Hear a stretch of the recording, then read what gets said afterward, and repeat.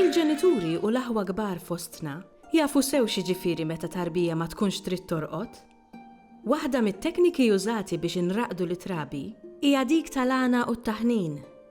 It-tim tagħna ltaqa' ma' Janika Xkembri Fava sabiex isir jaf aktar dwar din il-parti mit-tradizzjoni orali tagħna.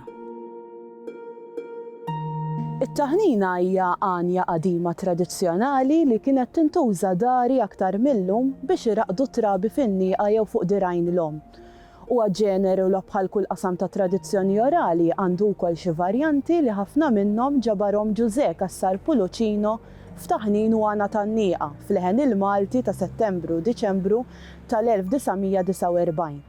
Hija għanja ħelwa b'noti tilgħin u niżlin blan li jħeddlu jiraqdu lit-tarbija.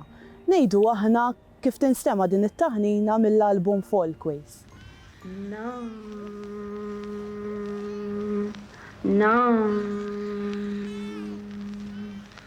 Orqod ibni orqod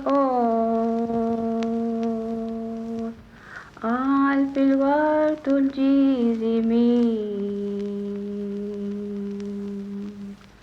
għandek ommok il-Madonna u missierek il-Bambin.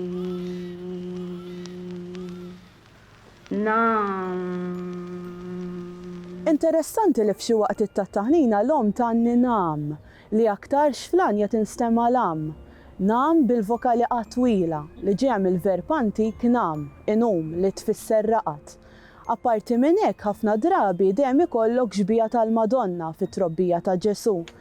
Skont Ġużè Kassar Puluċino, sa mill-eqdem żminijiet tal-Kristjaneżmu, l-ommijiet insara qablu għanijiet ta' dan it-tip biex bihom iħannu jiraqdu trabi tagħhom għax fl-immaġinazzjoni tagħhom kienu jaħsbu li l-Madonna għanniet għanja bħal dawn lil Ġesu meta kien żgħir. F'dawn it-taħniniet ikun hemm dialogu ħafna drabi bejn il-Madonna u Ġesu, ngħidu aħna kif jidher f'din it-taqbila ħelwa li ġabar Kassar Puluċino mimlija patos. Orqod ibni orqod biex nattik bix-xugaman. Matri ma nistax norqod għax niftakar fil-musmar. Orqod ibni orqod biex nattik bin-nofs maktur.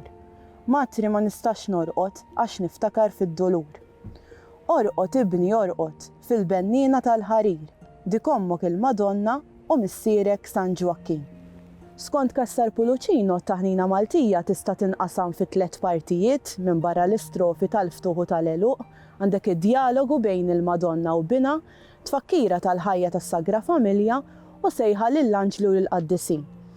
Interessanti wkoll f'din il-fera ta' tradizzjoni orali hemm xhieda wkoll tal-ħajja ta' żmien li mgħoddi. Apparti dawn it-taħniniet li semmejt, xi ommijiet ikantaw ukoll it-trabi tagħhom Ninnela tibkix iżjed li nkitbet mill-Ġiżwita Indri Xkembri.